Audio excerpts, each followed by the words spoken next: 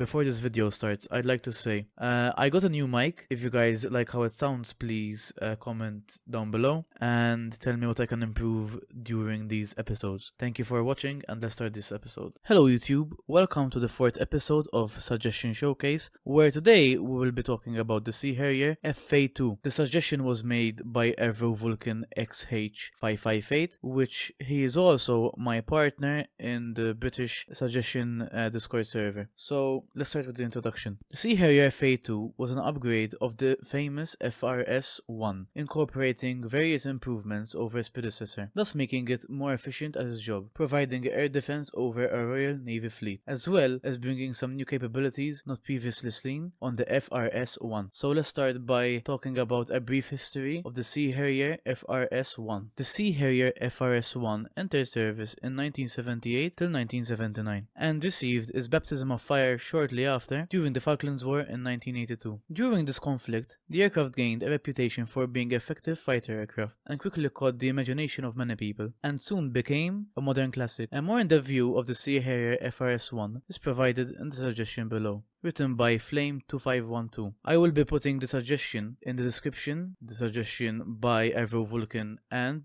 Flame2512. So now let's start talking about the upgrades. By the late 80s, the British began to upgrade their FRS-1s to a higher standard in order to increase their combat effectiveness. This upgrade was originally known as the FRS-2, but the designation was quickly changed to FA-2. The Sea Harrier were refurbished and were provided with the newer, more advanced Blue Vixen radar and fire control system, thus allowing the Sea Harrier FA-2 to use the AIM-120 AMRAAM, making it the first British aircraft to have this capability. This combination gave the FA-2 a BVR capability, essentially allowing it to engage targets before they are visible to the naked eye. All these new systems required the aircraft to be slightly longer than its predecessor, with the FA-2 being 35 cm longer than the FRS-1. The most obvious difference is the larger, more rounded nose, which housed the Blue Vixen array. The FA-2 retained its AIM-9Ls, the aircraft's fighting edge that proved its mettle in the Falklands. The aircraft was also provided with the capability to carry twin Aiden cannons underneath the aircraft in a pod, a standard feature on the Harrier family, as well as a BAE Sea Eagle anti-ship missile, alarm anti-radiation missile,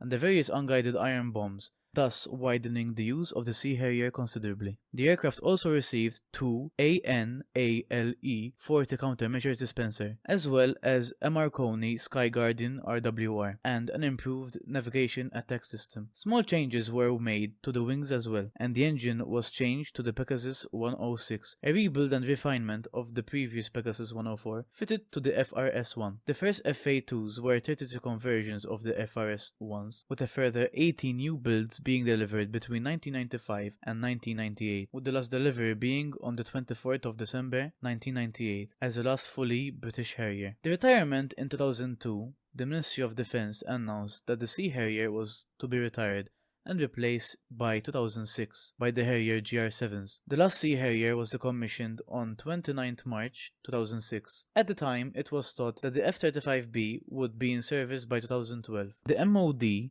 stated that significant expenditure would be required to keep the aircraft in service, as they were required new upgrades and refurbishment, something that was not deemed necessary for service life, that was only meant to last 6 more years. Sea salt and corrosion had taken its toll on the fleet, and the cost of refurbishment was simply not worth it. The Harrier GR7s would suffice for the time being. However, the Harrier GR7s were retired themselves shortly after 2010, and the F-35B would arrive until very close to a decade later. Despite this, a few Sea Harriers helped their successor enter service by being retained for ground handling training. Even in retirement they serve. There was also recent announcements that a Sea Harrier may even return to the skies. So who knows, we might be able to see a Sea Harrier in its natural habitat once again, in the not so distant future. Conclusion. The recent announcements of 4th generation jets mean that the FA-2 may soon find its place in game, where I'm certain it will prove to be a beautiful aircraft to fly, a tough competitor too. I do apologize if this suggestion was a bit short. I'm extremely busy right now, and it was only now I had some time. If I left out any details, I do ask you to tell me below, and I will add them to this post.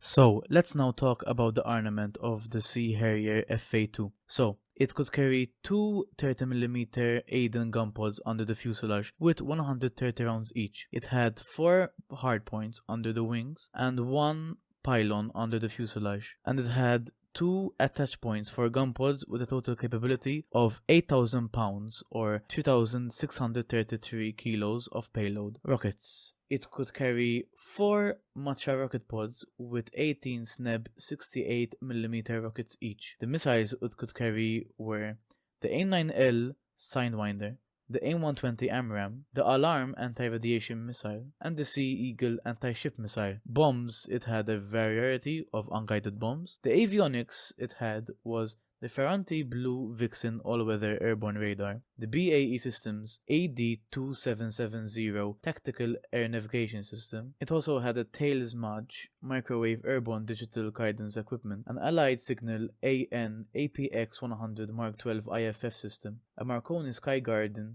200 RWR, and 2 BAE System AN/ALE 40 chaff flare dispensers. This plane was in service from 1978 till 2006 with the Royal Naval Fleet Air Arm. So, should this plane be in game? Of course it should. The Sea Harrier FA.2 would bring obviously more planes to the British tech tree. I feel like it would be good after the Buccaneer, because the Buccaneer line isn't really looked at by people, because the Buccaneer is only good for 9.3 CAS, and it would give people a reason to grind that line. I don't think it's too modern.